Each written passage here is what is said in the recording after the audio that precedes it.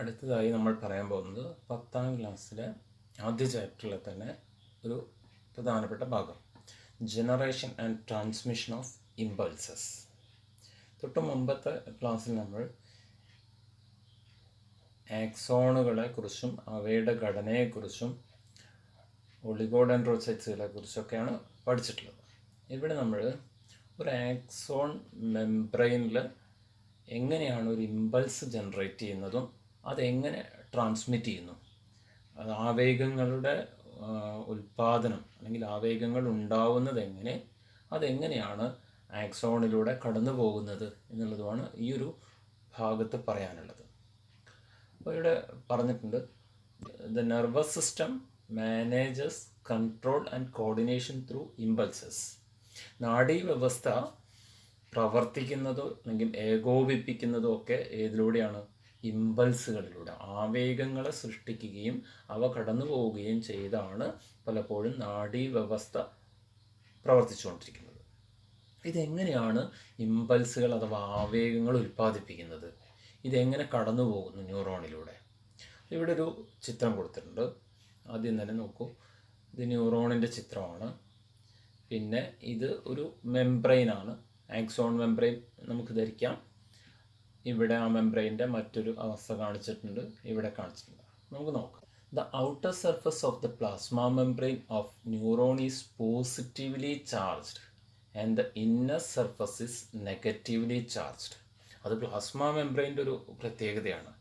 എല്ലാ living മെംബ്രെയിനായിട്ടുള്ള plasma മെംബ്രെയിനിൻ്റെ outer ഭാഗത്ത്, പുറം ഭാഗത്ത്, നിങ്ങൾക്കറിയാം ഇവിടെ ഈ ഭാഗത്ത്, അതായത് ഇൻ്റർസെല്ലുലാർ സ്പേസ് എന്ന് പറയും, ഈ ഇൻ്റർസെല്ലുലാർ സ്പേസിൽ എല്ലാം പോസിറ്റീവ് ചാർജാകും. മെംബ്രെയിനോട് ചേർന്നിരിക്കുന്ന ഭാഗത്ത് പോസിറ്റീവ് ചാർജുകൾ ഉണ്ടായിരിക്കും. ഇത് ആക്സോൺ പോലെയുള്ള ഒരു മെംബ്രെയിനിൻ്റെ ഉൾവശം, അതായത് സൈറ്റോപ്ലാസം, മെംബ്രെയിനിൻ്റെ ഉള്ളിലുള്ള ഭാഗം സൈറ്റോപ്ലാസം, ഇവിടെ നെഗറ്റീവ് ചാർജുകളുമായിരിക്കും. അതാണ് ഈ പറയുന്നത് the outer surface of the plasma membrane. അതിൻ്റെ പുറം പാളി, പ്ലാസ്മ മെംബ്രെയിൻ്റെ പുറം പാളി എന്തായിരിക്കും? Positively charged and the inner surface is negatively charged. ഉൾവശം നെഗറ്റീവ് ചാർജ്. എന്തുകൊണ്ടാണ് ഇങ്ങനെ സംഭവിക്കുന്നത്? പ്ലാസ്മ മെംബ്രെയിൻ്റെ പുറത്ത് പോസിറ്റീവും ഉള്ളിൽ നെഗറ്റീവും വരാൻ കാരണം എന്താണ്? ഇവിടെ തന്നെ പറയുന്നുണ്ട്, this is due to the difference in distribution of certain ions. ചില അയോണുകളുടെ സാന്നിധ്യമാണ്, അല്ലെങ്കിൽ അവ വിതരണം ചെയ്തിരിക്കുന്നതിൻ്റെ രീതിയിലാണ് ഇവ പോസിറ്റീവ് ചാർജും നെഗറ്റീവ് ചാർജുമായിട്ട് വരുന്നത്. അതായത് ഇവ എന്താണ്? ഒരു പൊട്ടൻഷ്യലാണ്. ചാർജുകളുള്ള വസ്തുക്കളാണല്ലോ പൊട്ടൻഷ്യൽ ഉണ്ടാവുക. അപ്പോൾ ഇവയ്ക്ക് എന്തുണ്ട്? ഒരു പൊട്ടൻഷ്യൽ ഉണ്ട് ഈ പ്ലാസ്മ മെംബ്രെയിൻ. അതായത് ഇതിൻ്റെ പുറത്ത് ഇൻ്റർസെല്ലുലാർ സ്പേസിൽ ധാരാളം സോഡിയം അയോണുകളും, നിങ്ങൾക്കറിയാം മോണോവാലൻ്റ് ആയിട്ടുള്ള സോഡിയം അയോണുകൾ, പോസിറ്റീവ് ചാർജുള്ള സോഡിയം അയോണുകൾ ഉണ്ടായിരിക്കും. കാറ്റയോൺ എന്ന് വിളിക്കും. പോസിറ്റീവ് ചാർജുള്ള അയോൺ കാറ്റയോൺ എന്ന് വിളിക്കും. അതായത് സോഡിയം കാറ്റയോണുകൾ ധാരാളം ഉണ്ടായിരിക്കും. അപ്പം ക്ലോറൈഡ് അയോണുകൾ, ആനയോണായിട്ടുള്ള നെഗറ്റീവ് അയോണായിട്ടുള്ള ക്ലോറൈഡ് അയോണുകളും ഇവിടെ കൂടുതൽ അളവിലായിരിക്കും. മറ്റുള്ളവ ഇല്ല എന്നുള്ളതല്ല അർത്ഥം, ഇവയായിരിക്കും അവിടെ മെജോറിറ്റി കൂടുതലും ഉണ്ടാവുക. ഇനി സൈറ്റോപ്ലാസത്തിൽ നോക്കിക്കഴിഞ്ഞാൽ നെഗറ്റീവ് ചാർജ് ആണല്ലോ. അപ്പോൾ ഈ നെഗറ്റീവ് ചാർജുകൾ അവിടെ വരാൻ കാരണം അവിടെ ഓർഗാനിക് പ്രോട്ടീനുകൾ ധാരാളമായിട്ടുണ്ടായിരിക്കും. കാർബണിക പദാർത്ഥങ്ങളായിട്ടുള്ള മാംസ്യ തന്മാത്രകൾ ധാരാളം, നെഗറ്റീവ് ചാർജാണ് അവയ്ക്കുള്ളത്, അവ ധാരാളം ഇവിടെ ഉണ്ടായിരിക്കും. കൂടാതെ പൊട്ടാസ്യം അയോണുകളും ധാരാളം ഇവിടെ കാണപ്പെടുന്നുണ്ട്. അപ്പോൾ ഇവിടെ ഉൾവശത്തെ മെജോറിറ്റി നെഗറ്റീവ് ചാർജുകളായിരിക്കും, പുറത്ത് പോസിറ്റീവ് ചാർജുകളായിരിക്കും ഉണ്ടാവുക. അപ്പോൾ ഇവിടെ തൊട്ടപ്പുറത്ത് ഇവിടെ കാണിച്ചിട്ടുണ്ട്, സ്റ്റിമുലസ് എന്ന് പറഞ്ഞ് കാണിച്ചിട്ടുണ്ട്. കണ്ടോ, ഇവിടെ സ്റ്റിമുലസ്. അതായത് ഇങ്ങനെ ഇരിക്കുന്ന സമയത്ത് ഈ ഫസ്റ്റ് ചിത്രത്തിൽ കാണിച്ചിരിക്കുന്ന ഇവിടെ പ്ലാസ്മ മെംബ്രെയിനിലൂടെ ഇമ്പൾസുകളൊന്നും, അല്ലെങ്കിൽ ആക്സോണിലൂടെ ഇമ്പൾസുകളൊന്നും കടന്നു പോകുന്നില്ല. കാരണം അത് റെസ്റ്റാണ്. ഇപ്പോൾ അവിടെ റെസ്റ്റിംഗ് പൊട്ടൻഷ്യൽ എന്നൊക്കെ അതിനെ വിളിക്കുന്നുണ്ട്. കാരണം പോസിറ്റീവ് ചാർജുകളുടെ അളവും പുറത്തുള്ള പോസിറ്റീവിൻ്റെ അളവും ഉള്ളിലുള്ള നെഗറ്റീവ് ചാർജുകളുടെ അളവും ഏകദേശം ഈക്വലാണ്. നമുക്കറിയാം പ്ലാസ്മ മെംബ്രെയിൻ എന്ന് പറയുന്നത് ഒരു ബൈലിപ്പിഡ് മെംബ്രെയിൻ ആണല്ലോ. ലിപ്പിഡ് ഉണ്ടായിരിക്കും, പ്രോട്ടീനുകൾ ഉണ്ടായിരിക്കും. അപ്പോൾ ഇതിനകത്ത് കുറേ ഗേറ്റുകളുണ്ട്. അതായത് ഈ മെംബ്രെയിൻ സെലക്റ്റീവ്ലി പെർമിയബിൾ ആയിട്ടുള്ള മെംബ്രെയിൻ ആണ്. നിങ്ങൾ പഠിച്ചിട്ടുണ്ട് selectively permeable membrane. Plasma serum. എല്ലാറ്റിനെയും ഇതിലേക്കും കടത്തി വിടില്ല, എല്ലാം ഇതിന്ന് പുറത്തേക്ക് പോവില്ല. സെലക്ട് ചെയ്ത് മാത്രമേ ഉള്ളിലേക്കും പുറത്തേക്കും കടത്തി വിടുള്ളൂ. അപ്പോൾ ഇവിടെയൊക്കെ കുറേ ഗേറ്റുകൾ പോലെയുള്ള ചാനലുകളുണ്ട്. പ്രോട്ടീനുകളുടെ ഉള്ളിലൂടെയൊക്കെ കടന്നു വരാനുള്ള ചില രീതികൾ എന്നുള്ളതാണ്. അപ്പോൾ എല്ലാ അയോണുകളും, ഇപ്പോൾ ഉദാഹരണത്തിന് സോഡിയം അയോണുകൾ ഉള്ളിലേക്ക് കടക്കുന്നത് പോലെ ഒരു പക്ഷേ ആ ചാനലിലൂടെ എന്ത് പുറത്തേക്ക് കിടക്കാൻ പറ്റില്ല, പൊട്ടാസ്യത്തിന് പുറത്തേക്ക് കിടക്കാൻ പറ്റില്ല. കാരണം രണ്ടിനും രണ്ട് വലിപ്പമാണ്, നിങ്ങൾക്കറിയാം, നിങ്ങൾ കെമിസ്ട്രിയിൽ പഠിച്ചതാണ്. ഓരോ അയോണുകൾക്കും ഓരോ വലിപ്പമായിരിക്കും. അപ്പോൾ സോഡിയം കടന്നു പോകുന്ന വഴിയിലൂടെ ആർക്ക് കിടക്കാൻ പറ്റില്ല, പൊട്ടാസ്യത്തിന് കടന്നു പോകാൻ കഴിയില്ല. അപ്പോൾ ഇവിടെ നോർമലി ഈ മെംബ്രെയിൻ ഇപ്പോൾ ചാർജുകൾ ഈക്വലാണ്, റെസ്റ്റിംഗ് പൊട്ടൻഷ്യലാണ്. അതായത് ഇവിടുന്ന് സോഡിയം അയോണുകൾ അങ്ങോട്ടും അവിടുന്ന് ഇങ്ങോട്ട് പൊട്ടാസ്യം ക്ലോറൈഡ് അയോണുകൾ ഇങ്ങോട്ടും ഒക്കെ ചാർജുകളൊക്കെ നടന്നുകൊണ്ടിരിക്കുന്നുണ്ട്. അതുകൊണ്ട് തന്നെ ഇതെന്തായിരിക്കും, ഇത് റെസ്റ്റിംഗ് പൊട്ടൻഷ്യലായിരിക്കും. ഈ മെംബ്രെയിനിൻ്റെ മുകളിൽ ഒരു സ്റ്റിമുലസ് വന്ന് വീഴുമ്പോൾ, അല്ലെങ്കിൽ അവിടെ ഒരു സ്റ്റിമുലസ് ഉണ്ടാകുമ്പോൾ, നമുക്കറിയാം സ്റ്റിമുലസ് എന്ന് പറഞ്ഞാൽ എന്താണ്, എനർജി, ഊർജത്തിൻ്റെ ഒരു ചെറിയ മിന്നൽ പ്രവാഹം എന്ന് വേണമെങ്കിൽ പറയാം. അത്തരം ഒരു ഊർജം ഇവിടെ വരുമ്പോൾ എന്ത് സംഭവിക്കും, അയോണുകൾക്ക് ചാർജ് ഡിഫറൻസുകൾ, അല്ലെങ്കിൽ ഈ പ്ലാസ്മ മെംബ്രെയിൻ്റെ മുകളിൽ ഒരു ചാർജ് ഡിഫറൻസ് ഉണ്ടാകും. നമുക്കറിയാം ഒരു എക്സ്റ്റേണൽ ആയിട്ടുള്ള ഒരു എനർജി, സൗണ്ടോ ലൈറ്റോ അതുപോലുള്ള ടച്ചോ അതുപോലുള്ള ചില സ്റ്റിമുലസുകൾ അവിടെ ഉണ്ടാകുമ്പോൾ ചാർജ് ഡിഫറൻസുകൾ ഇവിടെ സംഭവിക്കുന്നു. ഇവിടെ ചോദ്യം ഇതാണ്, ഒരു സ്റ്റിമുലസ് ഇവിടെ വന്ന് വീഴുമ്പോൾ, പ്ലാസ്മ മെംബ്രെയിൻ പോലുള്ള ഒരു ആക്സോണിൻ്റെ മെംബ്രെയിനിൽ വന്ന് വീഴുമ്പോൾ എന്തുകൊണ്ടാണ് ഇങ്ങനെ ഒരു ചാർജ് ഡിഫറൻസ് ഇവിടെ നടക്കുന്നത്? നിങ്ങൾക്ക് ആലോചിച്ചാൽ പറയാൻ കഴിയുമോ?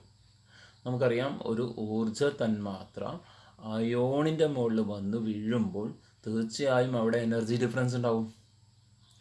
അപ്പോൾ അങ്ങനെ വരുമ്പോൾ എന്ത് സംഭവിക്കുക വെച്ചാൽ ഇവിടെ സോഡിയം അയോണുകൾ ഉള്ളിലേക്ക് കയറാൻ തുടങ്ങും. അതായത് സോഡിയത്തിൻ്റെ ഗേറ്റ് ഓപ്പൺ ആവും. അതിൻ്റെ ഫലമായി എന്തുണ്ടാവും, സോഡിയം അയോണുകൾ ഉള്ളിലേക്ക് വരാൻ തുടങ്ങും. അങ്ങനെയുള്ള സമയത്ത് ഇവിടെ എന്തായി മാറും, സോഡിയം പോസിറ്റീവ് ചാർജാണ്. ഈ പോസിറ്റീവ് അധികമായി ഉള്ളിലേക്ക് കടക്കുകയും ആ സമയത്ത് പൊട്ടാസ്യം ചാനൽ പ്രവർത്തിക്കുന്നില്ല. അപ്പോൾ സോഡിയം ഉള്ളിലേക്ക് കടക്കുന്ന സമയത്ത് എന്തായി, ഉള്ളിലെ ആ പ്രത്യേക സ്ഥലത്ത് എന്ത് സംഭവിക്കും, പോസിറ്റീവ് ചാർജ് ഉള്ളിലാവും. കൂടുതൽ ആ ഭാഗത്ത് പോസിറ്റീവ് ചാർജ് ആവും പ്ലാസ്മ മെംബ്രെയിൻ്റെ ഉള്ളിൽ. എന്നാൽ പുറം പാളിയിൽ എന്താവും, അവിടുന്ന് ചാർജുകൾ ഡിഫറൻസ് അല്ലെങ്കിൽ കുറഞ്ഞത് കൊണ്ട് തന്നെ അവിടെ എന്തിനായി, നെഗറ്റീവ് ചാർജുകളായി സൃഷ്ടിക്കപ്പെട്ടു. അപ്പോൾ ആ ഒരു പ്രത്യേക സ്ഥലത്ത്, സ്റ്റിമുലസ് ഉണ്ടായ സ്ഥലത്ത് സോഡിയം ഉള്ളിലേക്ക് കിടക്കുന്നത് കാരണം ഉള്ളിലെ മെംബ്രെയിൻ പോസിറ്റീവും പുറത്തെന്തായി മാറി, നെഗറ്റീവായിട്ട് മാറി. അപ്പോൾ അവിടെ എന്തായി മാറി, ഒരു ഡീപോളറൈസ്ഡ് മെംബ്രെയിനായി മാറി. അതായത് ആക്ഷൻ പൊട്ടൻഷ്യലിൻ്റെ സമയത്ത് ഇതൊരു പോളറൈസ്ഡ് എന്ന് പറയും, പോളുകൾ സൃഷ്ടിക്കുക എന്ന് പറയാറുണ്ട് നമ്മൾ. വാട്ടർ മോളിക്യൂളൊക്കെ എന്താണ്, പോളാർ തന്മാത്രകളാണല്ലോ. രണ്ട് സൈഡിലും ചാർജുള്ള ഏത് തന്മാത്രയും നമുക്ക് എന്ത് വിളിക്കാം, പോളാർ എന്ന് വിളിക്കാം. അപ്പോൾ ഇതൊരു പോളാർ മെംബ്രെയിൻ ആണ്. കാരണം പുറത്തൊരു പോസിറ്റീവ് ചാർജ്, ഉള്ളിലൊരു നെഗറ്റീവ് ചാർജ്. അപ്പോൾ രണ്ട് സൈഡിലും ചാർജുകൾ ഉള്ളതുകൊണ്ട് ഇതിനെന്ത് വിളിക്കാം, ഒരു പോളാർ എന്ന് വിളിക്കാം. അപ്പോൾ ഇതൊരു പോളാർ മെംബ്രെയിൻ ആണ്. ആ പോളാർ മെംബ്രെയിനിൽ ഒരു ചെറിയ മാറ്റം ഉണ്ടായി ഒരു പ്രത്യേക സ്ഥലത്ത്. അതുകൊണ്ട് ഇതിനെ നമ്മൾ ഡീപോളറൈസ്ഡ് മെംബ്രെയിൻ എന്ന ഈ ഭാഗത്ത് നമ്മൾ എന്ത് വിളിക്കും, ഡീപോളറൈസ്ഡ് ഏരിയ എന്നൊക്കെ വിളിക്കും. അപ്പോൾ ചെറിയ സ്ഥലത്ത് മാത്രം എന്തുണ്ടായി, ഒരു ഡീപോളറൈസേഷൻ സംഭവിക്കും. അങ്ങനെ ആ ഡീപോളറൈസ്ഡ് ആയിട്ടുള്ള ഭാഗത്ത് നമ്മൾ ആക്ഷൻ പൊട്ടൻഷ്യൽ എന്ന് വിളിക്കും. അപ്പോൾ ഈ മെംബ്രെയിൻ എന്താണ്, ഇപ്പോൾ ആക്ഷൻ പൊട്ടൻഷ്യലുള്ള ഒരു ഭാഗമാണ്. നോർമലി നമുക്കറിയാം എന്ത്, ഇവിടെ പൊട്ടൻഷ്യൽ കൂടുതലും ഇവിടെ പൊട്ടൻഷ്യൽ കുറവാണ്. അപ്പോൾ സ്വാഭാവികമായും എന്തുണ്ടാകും, ഹൈ പൊട്ടൻഷ്യലിൽ നിന്നും ലോ പൊട്ടൻഷ്യലിലേക്ക് ചാർജുകൾ മൂവ് ചെയ്യും എന്ന കാര്യത്തിൽ ഒരു തർക്കവുമില്ല. അപ്പോൾ അത് വളരെ വളരെ നൈമിഷികമായ സമയത്ത്, വളരെ മൈന്യൂട്ടായിട്ടുള്ള ഒരു സമയത്തിനകത്താണ് ഇത് സംഭവിക്കുന്നത്. അപ്പോൾ ഇവിടെ ഉണ്ടായി ഈ ഒരു ചാർജ് ഡിഫറൻസ് തൊട്ടടുത്ത ഭാഗത്തേക്ക് ഒരു സെക്കൻഡിൻ്റെ 1000-1 സമയം കൊണ്ട് എവിടേക്ക് നീങ്ങും, തൊട്ടപ്പുറത്തെ ഭാഗത്തേക്ക് അത് നീങ്ങും. അതാണ് ഈ മൂന്നാമത്തെ ചിത്രത്തിൽ കാണിച്ചിരിക്കുന്നത്. ഈ സ്റ്റിമുലസ് ഉണ്ടായ, ആക്ഷൻ പൊട്ടൻഷ്യൽ ഉണ്ടായ ഈ ഭാഗത്ത് നിന്ന് എന്തുണ്ടായി, അത് തൊട്ടടുത്ത ഭാഗത്തേക്ക് ചാർജ് മൂവ് ചെയ്തു. ഉടനെ എന്ത് സംഭവിക്കും, ഇവിടെ ആ ചാർജ് ഡിഫറൻസ് കാണിക്കും, ഇവിടെ കൂടുതലും ഇവിടെ കുറവും. അപ്പോൾ തൊട്ടടുത്ത ഭാഗത്തേക്ക് അത് മൂവ് ചെയ്യും. ഒപ്പം തന്നെ ഈ ഭാഗത്ത് എന്തായി മാറും, റീപോളറൈസ്ഡ് ആയിട്ട് മാറും. അതായത് ഇവിടെ ഉണ്ടായ ചാർജ് ഡിഫറൻസ് ഇങ്ങോട്ട് മാറി ഉടനെ ഇത് പഴയ അവസ്ഥയിലേക്ക്, റെസ്റ്റിംഗ് സ്റ്റേജിലേക്ക് വരും. അതാണ് റീപോളറൈസ്ഡ് എന്ന് വിളിക്കുന്നത്. അപ്പോൾ ഇങ്ങനെ ഈ മെംബ്രെയിനിൻ്റെ മുകളിലുണ്ടാകുന്ന ചാർജുകൾ ഇങ്ങനെ വളരെ വേഗത്തിൽ, എന്താ പറയുക, നമ്മൾ പറഞ്ഞല്ലോ ഒരു സെക്കൻഡിൻ്റെ 1000-1 വേഗത്തിൽ, വളരെ വേഗത്തിൽ ഇത് മൂവ് ചെയ്തുകൊണ്ടിരിക്കും. അങ്ങനെ ചലിക്കുന്ന അല്ലെങ്കിൽ ചാർജുകളുടെ ഒരു പ്രവാഹം ഇവിടെ ഉണ്ടാവും. ആ പ്രവാഹത്തിനെയാണ് നാം എന്ത് വിളിക്കുന്നത്? ഇമ്പൾസ് എന്ന് വിളിക്കുന്നത്. അപ്പോൾ ഒന്നുകൂടി പറയാം.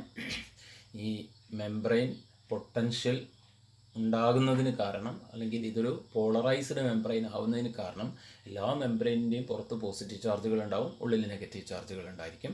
അതിന് കാരണം ഇവിടെ സോഡിയം അയോണുകൾ, അതുപോലെ തന്നെ ക്ലോറൈഡ് അയോണുകൾ വളരെ കൂടുതലായിരിക്കും. ഇവിടെ നെഗറ്റീവ് ചാർജുള്ള പ്രോട്ടീനുകളും പൊട്ടാസ്യം ഒക്കെ പൊട്ടാസ്യം പോസിറ്റീവാണ്, അതൊക്കെ ഇവിടെ കൂടുതലായിരിക്കും. അപ്പോൾ ഇങ്ങനെ ചാർജുകൾ ഒഴുകാത്തൊരു സമയത്ത് ഇതിനെ പോളറൈസ്ഡ് മെംബ്രെയിൻ എന്ന് വിളിക്കും. റെസ്റ്റിംഗ് പൊട്ടൻഷ്യലിൽ ഉടനെ ഏതെങ്കിലും ഒരു ഭാഗത്ത് ആ മെംബ്രെയിനിൽ ഒരു സ്റ്റിമുലസ് വന്ന് വീഴുമ്പോൾ, ടച്ച്, ഹീറ്റ് അതുപോലുള്ള സ്റ്റിമുലസ് വന്ന് വീഴുന്ന സമയത്ത് അവിടെ എന്തുണ്ടായി? ചാർജിൽ ഡിഫറൻസ് കാണിക്കും. ചാർജ് ഡിഫറൻസ് അവിടെ ഉണ്ടാവും, അല്ലെങ്കിൽ അത് റിവേഴ്സ്ഡ് പോളറൈസേഷനിലേക്ക് വരുന്ന ഒരു അവസ്ഥ ഉണ്ടാകും. അങ്ങനെ വന്ന സമയത്ത് സോഡിയം ചാനലുകൾ തുറക്കുന്നത് കാരണം സോഡിയം ഉള്ളിലേക്ക് കയറും. സോഡിയം ഉള്ളിലേക്ക് കയറുമ്പോൾ ആ പ്രത്യേക സ്ഥലത്ത് ഉള്ളിൽ പോസിറ്റീവ് ആവും, പുറത്ത് ഔട്ടർ സർഫസിൽ നെഗറ്റീവായി മാറും. ആ ഒരു ഭാഗത്തിന് നമ്മൾ ആക്ഷൻ പൊട്ടൻഷ്യൽ എന്ന് വിളിക്കാറുണ്ട്, അല്ലെങ്കിൽ ഡീപോളറൈസ്ഡ് മെംബ്രെയിൻ എന്ന് വിളിക്കാറുണ്ട്. ഇങ്ങനെ ചാർജ് അവിടെ കൂടുതലും അടുത്ത ഭാഗത്ത് ചാർജ് കുറവായതുകൊണ്ട് തന്നെ ഹൈ പൊട്ടൻഷ്യലിൽ നിന്നും ലോ പൊട്ടൻഷ്യലിലേക്ക് ചാർജുകൾ ഒഴുകും. ഇത് വളരെ വേഗത്തിൽ 1000 സെക്കൻഡ് കൊണ്ട് ഇത് വളരെ വേഗത്തിൽ മൂവ് ചെയ്യും. അങ്ങനെയുള്ള ആ മൂവ്മെൻറ്റുകളെയാണ് നാം ഇമ്പൾസുകൾ അഥവാ ആവേഗങ്ങൾ എന്ന് വിളിക്കുന്നത്. അതാണ് ഇവിടെ വ്യക്തമായി പറഞ്ഞിട്ടുണ്ട്. When stimulated, the distribution of ions in that particular part changes and hence the inner surface become positively charged. എവിടെയെങ്കിലും സ്റ്റിമുലസ് ഉണ്ടാകുമ്പോൾ അവിടുത്തെ ഡിസ്ട്രിബ്യൂഷൻ ഓഫ് അയോൺസിൽ ആ പ്രത്യേക ഭാഗത്ത് മാറ്റങ്ങൾ ഉണ്ടാകും. അതായത് ഇന്നർ സർഫസ് പോസിറ്റീവായി മാറുകയും and the outer surface become negatively charge, നമ്മൾ പറഞ്ഞതാണ്, അതിൻ്റെ ഔട്ടർ സർഫസ് നെഗറ്റീവ് ചാർജായി മാറുകയും ചെയ്യും. ദിസ് മൊമെൻ്ററി ചാർജ് ഡിഫറൻസ്, ഈ നൈമിഷികമായ സമയത്തുണ്ടാകുന്ന ചാർജിലെ വ്യതിയാനം, സ്റ്റിമുലേറ്റ് അഡ്ജസൻറ്റ് പാർട്ട്, തൊട്ടടുത്ത ഭാഗത്തിന് അത് ഉത്തേജിപ്പിക്കും അല്ലെങ്കിൽ ഉദ്ദീപിപ്പിക്കും. And similar changes that occur, the similar changes occur there too, അവിടെയും കൂടെ എന്ത് സംഭവിക്കും? ഈ ഒരു ആക്ഷൻ പൊട്ടൻഷ്യൽ സംഭവിക്കും. ആസ് ദിസ് പ്രോസസ് പ്രൊസീഡ്സ്, ഈ ഒരു പ്രക്രിയ തുടരുന്നത് കൊണ്ട് തന്നെ impulse transmitted as electric charge, ഒരു ഇലക്ട്രിക് ചാർജ് പോലെ അതിലൂടെ എന്ത് കടന്നു പോകും? ഇമ്പൾസുകൾ കടന്നു പോകും. Nerve impulses are messages transmitted through neuron. അപ്പോൾ ഇതൊരു മെസ്സേജുകളാണ്, സ്റ്റിമുലസ് ഉണ്ടാക്കിയ മെസ്സേജുകളാണ് ഏതിലൂടെ കടന്നു പോകുന്നത്? ഈ ഒരു ആക്സോണിലൂടെ അത് കടന്നു പോകുന്നത്. അപ്പോൾ അത്തരം ഇമ്പൾസുകളാണ് മെസ്സേജുകളായി സെൽ ബോഡിയിൽ നിന്നും ആക്സോണിലൂടെ കടന്ന് ആക്സോണൈറ്റിലെത്തുന്നത്. ഇനി നമുക്ക് ഇവിടെ കൊടുത്തിരിക്കുന്ന ഇൻഡിക്കേറ്റേഴ്സ്, നമുക്ക് ഈ ഇൻഡിക്കേറ്റേഴ്സ് ഒന്ന് പരിശോധിക്കാം. ഒന്നാമത്തേത്, charges on either side of the plasma membrane. The outer surface of the plasma membrane of the neuron is positively charged, പുറംപാളി പോസിറ്റീവ് ചാർജും and the inner surface is negatively charged, ഉൾവശം negative ചാർജുമാണ്. This is due to the difference in the distribution of certain ions. ഇതിന് കാരണം ചില അയോണുകളുടെ distribution അല്ലെങ്കിൽ വിതരണത്തിലുണ്ടാകുന്ന വ്യത്യാസം കൊണ്ടാണ്. അടുത്ത ഇൻഡിക്കേറ്റർ നോക്കൂ. Change in the charges of ion when stimulated. ഒരു പ്രത്യേക സ്ഥലത്ത് പ്ലാസ്മ മെംബ്രെയിനിൽ സ്റ്റിമുലേഷൻ ഉണ്ടായാൽ, ഉദ്ദീപനം ഉണ്ടായാൽ അവിടെ ചാർജുകളുടെ വ്യതിയാനം എന്താ സംഭവിക്കുന്നത്? ചാർജുകൾക്ക് എന്ത് മാറ്റം അവിടെ ഉണ്ടാവുന്നു? When stimulated, the distribution of ions in that particular part, ആ സ്റ്റിമുലേറ്റ് ചെയ്യുമ്പോൾ ആ പ്രത്യേക ഭാഗത്ത് changes and hence the inner surface become positively charge, ഉൾവശം എന്തായി മാറും? പോസിറ്റീവ് ചാർജായിട്ട് മാറുകയും and the outer surface become negatively charge, പുറംപാളി നെഗറ്റീവ് ചാർജായിട്ട് മാറുകയും ചെയ്യുന്നു. അടുത്ത ഇൻഡിക്കേറ്റർ നോക്കാം. മൂന്നാമത്, ട്രാൻസ്മിഷൻ ഓഫ് നെർവ് ഇമ്പൾസസ്. എങ്ങനെയാണ് ഇത് മൂവ് ചെയ്യുന്നത്? ട്രാൻസ്മിഷൻ നടക്കുന്നത് എങ്ങനെയാണ്? The momentary charge difference stimulate it's adjacent party. ഇങ്ങനെ ഉണ്ടായ നൈമിഷികമായ സമയത്തുണ്ടായ ആ ചാർജുകളുടെ വ്യതിയാനം തൊട്ടടുത്ത ഭാഗത്ത് അത് ഉദ്ദീപിപ്പിക്കും. And similar changes occur there too, അവിടെയും ഇതുപോലൊരു ആക്ഷൻ പൊട്ടൻഷ്യൽ ഉണ്ടാകും. ആസ് ദിസ് പ്രോസസ് പ്രൊസീഡ്സ്, ഈ ഒരു പ്രക്രിയ തുടർന്നുകൊണ്ടിരിക്കുമ്പോൾ impulses get transmitted as an electric charge, ഒരു ഇലക്ട്രിക് ചാർജ് പോലെ അതങ്ങനെ ആ മെംബ്രെയിനിലൂടെ കടന്നു പോവുകയാണ് ചെയ്യുന്നത്.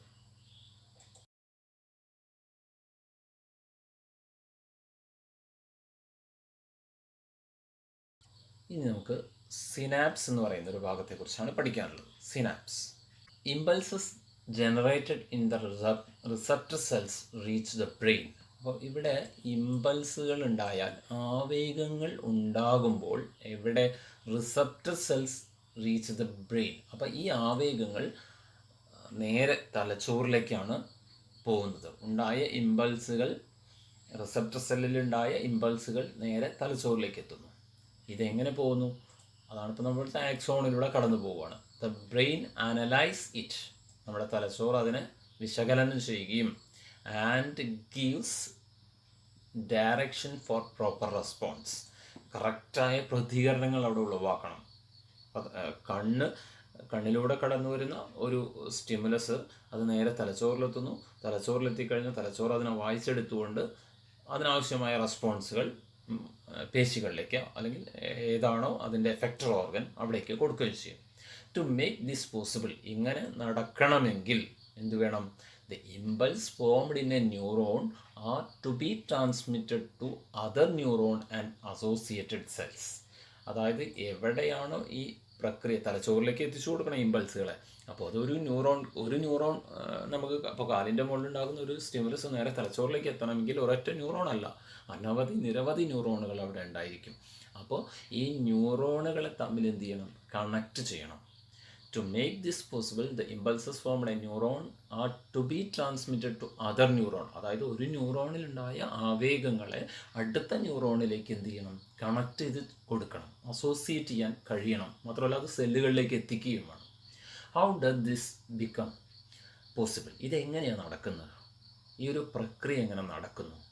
അങ്ങനെ നമ്മൾ നോക്കുമ്പോഴാണ് അതിൻ്റെ രഹസ്യം നമുക്ക് പിടികിട്ടാം. നോക്കൂ, പ്രിപ്പയർ എ നോട്ട്. നിങ്ങളതിനെക്കുറിച്ചൊരു ഈ കാണുന്ന ചിത്രത്തെക്കുറിച്ച് മനസ്സിലാക്കുകയും അതിനെക്കുറിച്ച് നോട്ട് തയ്യാറാക്കാനാണ് പറഞ്ഞിട്ടുള്ളത്.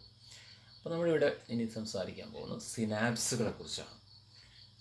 സിനാപ്സ് എന്താണ്? ഈ സിനാപ്സ് എന്ന് പറഞ്ഞാൽ ഈ ചിത്രത്തിൽ നോക്കൂ, ഇവിടെ ഒരു മെംബ്രെയിൻ കാണിച്ചിട്ടുണ്ട്, ഇവിടെയും ഒരു മെംബ്രെയിൻ കാണിച്ചിട്ടുണ്ട്. ഇതിനെ സിനാപ്റ്റിക് നോബ് എന്നാണ് വിളിക്കുക. അതായത് ആക്സോണിൻ്റെ അറ്റം, ആക്സോണൈറ്റ് എന്ന് പറയും.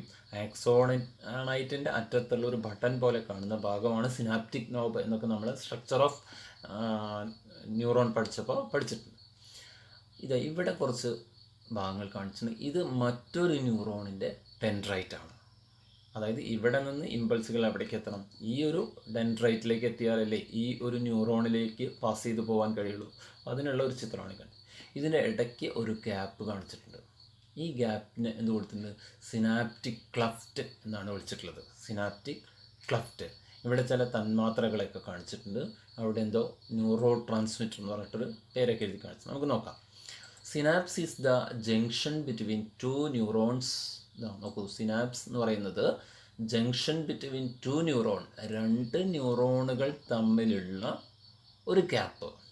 അല്ലെങ്കിൽ A neuron and A muscle cell, ഒരു മസിൽ സെല്ലും ഒരു ന്യൂറോണും തമ്മിലുള്ള ഗ്യാപ്പായിരിക്കാം. രണ്ട് ന്യൂറോൺ തന്നെ ആവണമെന്നൊന്നുമില്ല. എന്താവാം? ഒരു മസിൽ സെല്ലും ഒരു ന്യൂറോണും. അല്ലെങ്കിലോ A neuron and A glandular cell, ഒരു ഗ്രന്ഥികോശവും ഒരു ന്യൂറോണും തമ്മിലുള്ള, നാഡിയും തമ്മിലുള്ള ബന്ധമായിരിക്കാം. അപ്പം 3 തരത്തിലാണ് ന്യൂറോണുകളുടെ ജംഗ്ഷൻ, സിനാപ്സുകൾ വരുന്നത്. രണ്ട് ന്യൂറോണുകൾ തമ്മിലോ, അല്ലെങ്കിൽ ഒരു ന്യൂറോണും പേശികോശവും തമ്മിൽ, മസിൽ സെല്ലും തമ്മിലോ, അല്ലെങ്കിൽ ഒരു ന്യൂറോണും ഗ്രന്ഥികോശം അഥവാ ഗ്ലാൻഡുലർ സെല്ല് തമ്മിലോ ഉള്ളതിനെ എന്ത് വിളിക്കാം? സിനാപ്സ് എന്ന് വിളിക്കാം. When electric impulse from the axon reach the synaptic knob. ഇനി അതിൻ്റെ പ്രക്രിയയെക്കുറിച്ചാണ് പറയുന്നത്. എങ്ങനെയാണ് ഇമ്പൾസുകൾ ഒരു ന്യൂറോണിൽ നിന്ന് അടുത്ത ഭാഗത്തേക്ക് പാസ് ചെയ്യുന്നത് എന്നതിനെക്കുറിച്ച്. ഒരു ഇലക്ട്രിക് ഇമ്പൾസ് ഇവിടെ എത്തിക്കഴിഞ്ഞാൽ ഇതിനെന്ത് വിളിക്കും? പ്രീ സിനാപ്റ്റിക് നോബ് എന്ന് വിളിക്കാറുണ്ട്. ഇതിനെ പോസ്റ്റ് സിനാപ്റ്റിക് നോബ് എന്നും വിളിക്കാറുണ്ട്. അപ്പോൾ ഒരു ഇലക്ട്രിക് ഇമ്പൾസുകൾ ആക്സോണിൽ എത്തിക്കഴിഞ്ഞാൽ അത് എവിടെ വരും? സിനാപ്റ്റിക് നോബിലേക്ക് എത്തും. Certain chemical substances are secreted from there to the synaptic cleft. അങ്ങനെ എത്തുന്ന സമയത്ത് ഇവിടെ ആ സ്റ്റിമുലസ് കൊണ്ട് ഈ മെംബ്രെയിനിലൊരു മാറ്റം ഉണ്ടാവും. ഒരു ഇമ്പൾസ് ഈ പ്രീ സിനാപ്റ്റിക് നോബിൽ എത്തിക്കഴിഞ്ഞാൽ ഇവിടെ ഈ മെംബ്രെയിനിൽ മാറ്റം ഉണ്ടാവും. അങ്ങനെ മെംബ്രെയിനിൽ മാറ്റം ഉണ്ടാവുന്ന സമയത്ത് എന്തുണ്ടാവും വെച്ചാൽ ചില കാൽസ്യം അയോണുകൾ ഇങ്ങോട്ട് കിടക്കും. എപ്പോഴും മാറ്റം ഉണ്ടാകുമ്പോൾ അതിലൂടെയൊക്കെ അയോണുകൾ കിടക്കും. അതിനു വേണ്ടിയാണ് ഇവിടെ മാറ്റം ഉണ്ടാക്കുന്നത്. ചില കാൽസ്യം അയോണുകളൊക്കെ ഇതിനകത്ത് കിടക്കും. അങ്ങനെ വരുന്ന സമയത്ത് അത് ഇവിടെ കാണുന്ന വെസിക്കിളുകളാണ് ഈ കാണിച്ചിരിക്കുന്നത്. ചില കെമിക്കൽ പദാർത്ഥങ്ങൾ അടങ്ങിയിരിക്കുന്ന ഒരു ബാഗ് എന്ന് വേണമെങ്കിൽ വിളിക്കാം. അതാണ് ചില എന്താ പറയുക വെസിക്കിളുകൾ എന്ന് വിളിക്കാം. അപ്പോൾ certain chemical substances secreted from to the synaptic. ഇവിടെ നിന്ന് എന്തുൽപ്പാദിപ്പിക്കും? ചില കെമിക്കൽ പദാർത്ഥങ്ങൾ ഈ സിനാപ്റ്റിക് ക്ലഫ്റ്റിലേക്ക്, അതായത് ഈ പ്രീ സിനാപ്റ്റിക് നോബിൻ്റെയും പോസ്റ്റ് സിനാപ്റ്റിക് നോബിൻ്റെയും ഇടയ്ക്ക് കാണുന്ന ഈ ചെറിയ ഗ്യാപ്പിലേക്ക് ചില കെമിക്കലുകൾ ഇവിടുന്ന് സിനാപ്റ്റിക് നോബിൽ നിന്നും ഉൽപ്പാദിപ്പിക്കും. അത്തരം പദാർത്ഥങ്ങളെയാണ് ന്യൂറോ ട്രാൻസ്മിറ്ററുകൾ എന്ന് വിളിക്കുന്നത്. അപ്പോൾ ഈ സിനാപ്റ്റിക് നോബിൽ നിന്നും ഈ വെസിക്കിളുകളിൽ നിന്നും ചില പദാർത്ഥങ്ങൾ, കെമിക്കൽ പദാർത്ഥങ്ങൾ എവിടേക്ക് ഉൽപ്പാദിപ്പിക്കും? സിനാപ്റ്റിക് ക്ലഫ്റ്റിലേക്ക് ഒഴിച്ചു കൊടുക്കും. അതിനെയാണ് നാം ന്യൂറോ ട്രാൻസ്മിറ്ററുകൾ എന്ന് വിളിക്കുന്നത്. ദേ സ്റ്റിമുലേറ്റ്, അവരുടെ ഫംഗ്ഷൻ എന്താണ്? ദേ സ്റ്റിമുലേറ്റ് ദ അഡ്ജസൻറ്റ് ഡെൻഡ്രൈറ്റ്, തൊട്ടടുത്ത, അതായത് നമ്മൾ പറഞ്ഞ ഈ പോസ്റ്റ് സിനാപ്റ്റിക് നോബ് ഉണ്ടല്ലോ, ഇതിൻ്റെ മെംബ്രെയിനിൽ എന്ത് ചെയ്യും? അതിനെ സ്റ്റിമുലേറ്റ് ചെയ്യും. അപ്പോൾ ഇവിടെയും കുറേ റിസപ്റ്ററുകൾ ഉണ്ടായിരിക്കും കേട്ടോ. ഈ ന്യൂറോ ട്രാൻസ്മിറ്ററുകൾ ഇവിടെ എത്തിക്കഴിഞ്ഞാൽ അതിനെ തിരിച്ചറിയാൻ കഴിയുന്ന അല്ലെങ്കിൽ അവയെ സ്വീകരിക്കാൻ കഴിയുന്ന ചില റിസപ്റ്ററുകൾ ഇതിനകത്തുണ്ടായിരിക്കും. ഈ മെംബ്രെയിൻ്റെ പോസ്റ്റ് സിനാപ്റ്റിക് നോബിൽ ഉണ്ടായിരിക്കും. അപ്പോൾ ഈ വരുന്ന ന്യൂറോ ട്രാൻസ്മിറ്ററുകളെ സ്വീകരിക്കുന്ന ചില റിസപ്റ്ററുകൾ ഇവിടെ ഉണ്ടായിരിക്കും. അപ്പോൾ they stimulate the adjacent dendrite or cell and a new electric impulses are generated. ഇതൊരു സെല്ലാകാം, അല്ലെങ്കിൽ അടുത്തൊരു ന്യൂറോണിൻ്റെ ഡെൻഡ്രൈറ്റ് ആകാം. ഏതായാലും ആ റിസപ്റ്ററുകൾ അത് ഉത്തേജിപ്പിക്കും. അവിടെ നിന്നും എന്തുണ്ടാകും? നേരത്തെ ഉണ്ടായതുപോലെ ഒരു ഇമ്പൾസ് അവിടെ ജനറേറ്റ് ചെയ്യും, ഒരാവേഗം നിർമ്മിക്കപ്പെടും. അപ്പോൾ ഇത്തരം ന്യൂറോ ട്രാൻസ്മിറ്ററുകൾ, പലതരത്തിലുള്ള ന്യൂറോ ട്രാൻസ്മിറ്ററുകളുണ്ട്. ഈ വരുന്ന ന്യൂറോ ട്രാൻസ്മിറ്ററുകളെ സ്വീകരിക്കാൻ പലതരത്തിലുള്ള റിസപ്റ്ററുകളും ഇവിടെ ഉണ്ട്. അത്തരം ന്യൂറോ ട്രാൻസ്മിറ്ററുകളിൽ ഒന്നാണ് അസറ്റൈൽ കൊളൈൻ എന്ന് പറയുന്നത്. വളരെ പ്രധാനപ്പെട്ട ഒരു ന്യൂറോ ട്രാൻസ്മിറ്ററാണ് അസറ്റൈൽ കൊളൈൻ. മറ്റൊന്നാണ് ഡോപ്പമൈൻസ് എന്ന് പറയുന്നത്. നമ്മൾ പഠിക്കുന്നുണ്ട്, ഇനി പിന്നീട് പഠിക്കും dopamines. Acetylcholine and dopamine are the examples of neuro transmitters.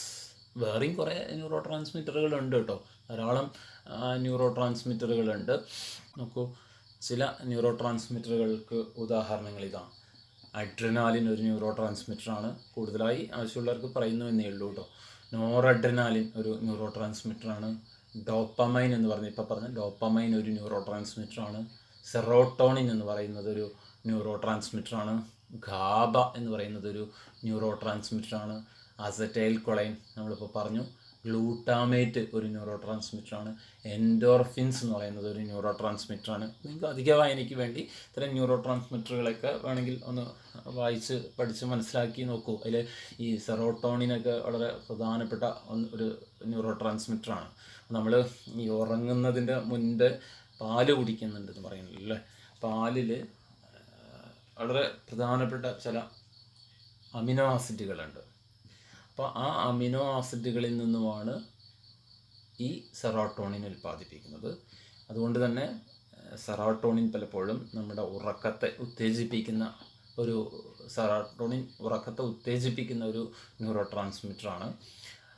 പലപ്പോഴും ഇത് നമ്മുടെ മൂഡ് ക്രിയേഷനൊക്കെ, ഒരു സമയത്തുണ്ടാകുന്ന മൂഡ്, ഇതൊക്കെ ഉറങ്ങിയില്ലെങ്കിൽ നമ്മുടെ മൂഡ് പോകുമെന്ന് പറയാറുണ്ടല്ലേ, അതുപോലെ മൂഡിനെയൊക്കെ ക്രിയേറ്റ് ചെയ്യുന്ന ഒരു ന്യൂറോ ട്രാൻസ്മിറ്ററാണ് സെറോട്ടോണിൻ. അപ്പോൾ പാല് കൂടുതൽ കുടിച്ചു കഴിഞ്ഞാൽ ഉറക്കം വരുന്നതിന് പ്രധാനപ്പെട്ട കാരണം ഈ ന്യൂറോ ട്രാൻസ്മിറ്ററാണ്. ഗാബ നിങ്ങൾക്ക് പഠിക്കാനുണ്ട്, അത് ന്യൂറോ ട്രാൻസ്മിറ്ററുകളെ കുറിച്ച് ഇനി റിഫ്ലക്സ് ഒക്കെ വരുന്നൊരു ഭാഗത്ത് പറയുന്നത്. അപ്പോൾ കൂടുതലായിട്ട് ഈ ഗാബയെക്കുറിച്ച് പറയാം. ഇത്തരം ന്യൂറോ ട്രാൻസ്മിറ്ററുകൾ പ്രീസിനാപ്റ്റിക് നോബിൽ നിന്നും വരികയും അതിനെ തിരിച്ചറിയാൻ കഴിയുന്ന ചില റിസപ്റ്ററുകൾ പോസ്റ്റ് സിനാപ്റ്റിക് നോബിൽ ഉണ്ടാവുകയും ചെയ്യും. അപ്പോൾ അങ്ങനെ അവിടെ നിന്ന് ഒരു പുതിയ ഇമ്പൾസുകൾ ക്രിയേറ്റ് ചെയ്യും, അത് അടുത്ത ന്യൂറോണിലേക്ക് പോകും. ഇങ്ങനെയാണ് ഇതിൻ്റെ ഇമ്പൾസുകളുടെ ട്രാൻസ്മിഷൻ നടക്കുന്നത്. Synapse helps to regulate the speed and directions of impulses. അപ്പോൾ ഈ സിനാപ്സുകൾ എന്താണ് ചെയ്യുന്നത്? Helps to regulate the speed. ന്യൂറോ ട്രാൻസ്മിറ്ററുകൾ ഉപയോഗിച്ചുകൊണ്ട് അവ എന്ത് ചെയ്യുന്നു? സ്പീഡിനെ നിയന്ത്രിക്കുന്നു. ആൻഡ് ഡയറക്ഷൻസ് ഓഫ് ഇമ്പൾസസ്, ഇമ്പൾസിൻ്റെ ഡയറക്ഷനൊക്കെ കൺട്രോൾ ചെയ്യുന്നു. അപ്പം ന്യൂറോ ട്രാൻസ്മിറ്ററുകളാണ് അവിടെ സത്യത്തിൽ എന്ത് ചെയ്യുന്നത്? സ്പീഡിനെ നിയന്ത്രിക്കുന്നതും അതുപോലെ ഇമ്പൾസുകളൊക്കെ നിയന്ത്രിക്കുന്നത്. ഏതിൽ? ഈ സിനാപ്സ് എന്ന് പറയുന്ന ഈ ഒരു ഭാഗത്ത്. ഇനി നോക്കൂ, ഇവിടെ ഡിഫറെൻറ്റ് ടൈപ്സ് ഓഫ് സിനാപ്സസ്, പലതരത്തിലുള്ള സിനാപ്സുകൾ. പ്രധാനമായിട്ടും നെർവ് സെല്ലിൽ ഒരു ന്യൂറോൺ മറ്റൊരു ന്യൂറോണുമായിട്ടുള്ള സിനാപ്സുകളാണ് ഈ കാണിച്ചിട്ടുള്ളത്. ഒരു ന്യൂറോൺ മസിൽ സെല്ലുമായിട്ടുള്ള സിനാപ്സ് കാണിച്ചിട്ടുണ്ട്, ഗ്ലാൻഡുലാർ സെല്ലുമായിട്ടുള്ള സിനാപ്സ് കാണിച്ചിട്ടുണ്ട്. ഇനി നമുക്ക് ഇൻഡിക്കേറ്റേഴ്സ് ഒന്ന് നോക്കാം. ഇവിടെ പറഞ്ഞിരിക്കുന്ന ഇൻഡിക്കേറ്റേഴ്സ്. ആദ്യം സ്ട്രക്ചർ ഓഫ് സിനാപ്സ്. ഇതാണ് സിനാപ്സിൻ്റെ സ്ട്രക്ചർ എന്ന് പറയുന്നത്. ഒരു ഇലക്ട്രിക് ഇമ്പൾസുകൾ എവിടേക്ക് വരുന്നു? സിനാപ്റ്റിക് നോബിലേക്ക് വരുന്നു. അത് നേരെ ഇലക്ട്രിക് ഇമ്പൾസുകൾ ഡെൻഡ്രൈറ്റിൽ നിന്ന് അല്ലെങ്കിൽ പോസ്റ്റ് സിനാപ്റ്റിക് നോബിൽ നിന്നും ഉണ്ടാകുന്നത് എങ്ങനെ, ഇതിനിടയ്ക്കുള്ള ഗ്യാപ്പ്, സിനാപ്റ്റിക് ക്ലഫ്റ്റ്, ന്യൂറോ ട്രാൻസ്മിറ്ററുകൾ, ഇതൊക്കെ വരുന്നതാണ് സ്ട്രക്ചർ ഓഫ് സിനാപ്സ് എന്ന് പറയുന്നത്. അടുത്ത ഇൻഡിക്കേറ്റർ നോക്കൂ. Transmission of impulses through synapse. സിനാപ്സിലൂടെ എങ്ങനെയാണ് ഇമ്പൾസുകൾ അല്ലെങ്കിൽ ആവേഗങ്ങൾ കടന്നു പോകുന്നത്? When electric impulses from the axon reach the synaptic knob, electric impulses synaptic knob എത്തുമ്പോൾ certain chemical substances are secreted from there. അവിടെ നിന്ന് ചില രാസപദാർത്ഥങ്ങൾ ഉൽപ്പാദിപ്പിക്കും. എവിടേക്ക്? To the synaptic cleft, synaptic cleftലേക്ക്. These chemical substances are called neurotransmitters. ഇത്തരം രാസപദാർത്ഥങ്ങളെയാണ് നാം എന്ത് വിളിക്കുന്നത്? Neurotransmitter. അത് അടുത്ത ഭാഗത്തെ ഉത്തേജിപ്പിക്കും. They stimulate the adjacent dendrite or cell. അടുത്ത സെല്ലിനെയോ അല്ലെങ്കിൽ അടുത്ത ഡെൻഡ്രൈറ്റിനെയോ അത് ഉത്തേജിപ്പിക്കും. And new electric impulses are generated. അവിടെ അത് പുതിയ ആവേഗങ്ങൾ സൃഷ്ടിക്കപ്പെടും. അടുത്ത ഇൻഡിക്കേറ്ററാണിത്. Significance of neurotransmitter. ന്യൂറോ ട്രാൻസ്മിറ്ററുകളുടെ പ്രാധാന്യം. Neurotransmitters stimulate the adjacent dendrite. തൊട്ടടുത്ത ഡെൻഡ്രൈറ്റിനെ അത് ഉത്തേജിപ്പിക്കും.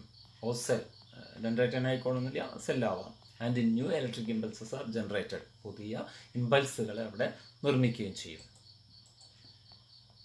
അടുത്ത ഇൻഡിക്കേറ്റർ വരുന്നു. Different types of synapses. ഏതൊക്കെയാണ് ആ 3 തരത്തിലുള്ള സിനാപ്സുകൾ? ഒന്ന് നെർവ് സെൽ ന്യൂറോൺ, ന്യൂറോണുമായിട്ടുള്ള ഒരു ജംഗ്ഷൻ, ന്യൂറോണൽ സിനാപ്സുകൾ. മറ്റൊന്ന് മസ്കുലാർ സിനാപ്സ്, മസിൽ സെല്ലുമായിട്ടുള്ള സിനാപ്സ് വരുന്നു. ന്യൂറോണും മസിൽ സെല്ലുമായിട്ടുള്ളത്. മറ്റൊന്ന് ഗ്ലാൻഡുലാർ ജംഗ്ഷനാണ്, ഗ്ലാൻഡുലാർ സിനാപ്സാണ്, അതായത് ന്യൂറോൺ വിത്ത് ഗ്ലാൻഡ് സെൽ. ഇങ്ങനെ 3 തരത്തിലുള്ള സിനാപ്സുകൾ വരുന്നുണ്ട്.